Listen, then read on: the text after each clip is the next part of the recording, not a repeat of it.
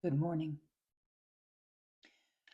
What comes up for me today in reading and in meditation is the beauty, definition, and then limitation of how roles play out in our lives. I'll use the example of mother. When I became, first of all, I was like a slightly reluctant mother. I was very nervous to philosophically bring a life into into this world and form them according to like my abilities sounded like far beyond what I would be capable of.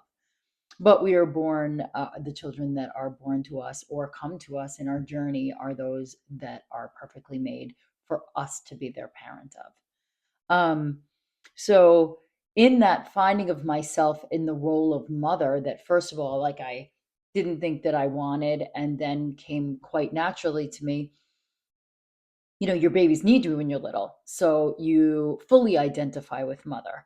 It's essential. It's essential for their survival. And what we do largely as women is we forget how to be people. We forget how to be ourselves because our instinct actually needs to put ourselves second, which is beautiful. It's biological. It's necessary. And as our children grow and we start to get back born into ourselves and we kind of take stock of how we've changed, obviously, you don't stop being a mother just because your kid is now 7, or if 25, you will always be that mother. They will always be your baby, but the way that you support them becomes very different. So, in looking at that specific role of mother, I think about how it has changed so dramatically throughout my tenure with it. I'm no longer a hands-on mother. Most of my hands-on mothering, I did the best that I could.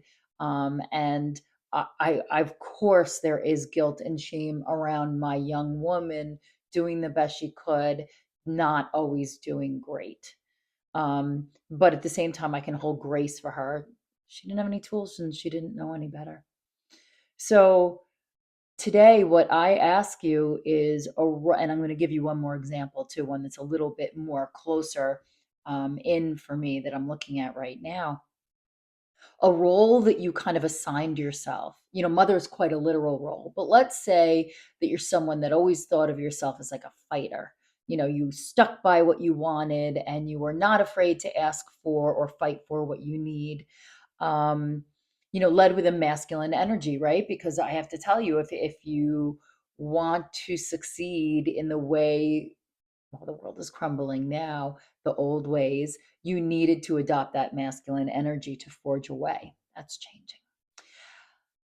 So I did not identify myself with the warrior archetype early on. I was very much an absorber, an earth mama. Let me just accept the vibe. Let everyone let me be strong enough that I can take it all in and deal with it.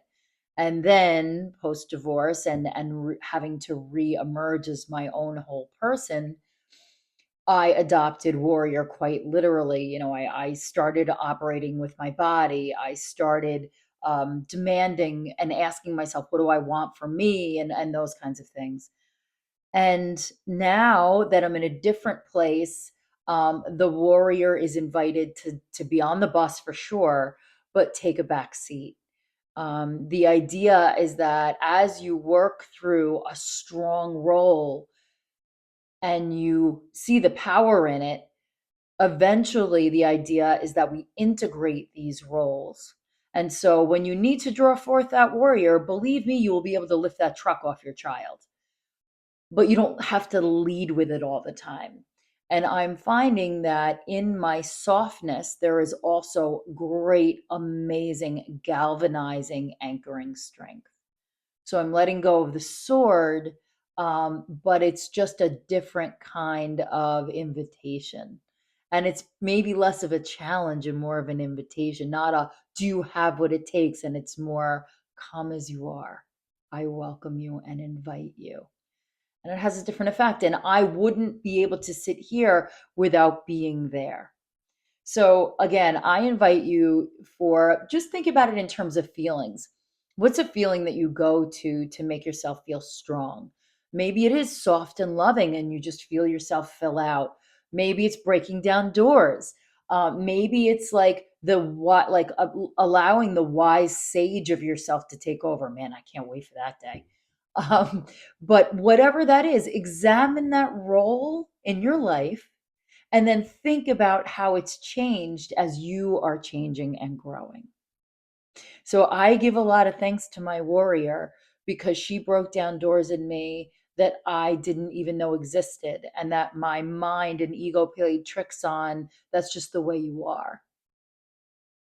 The closer I want to be is the closest to my core self. And warrior is a part of that. She's just no longer driving the bus.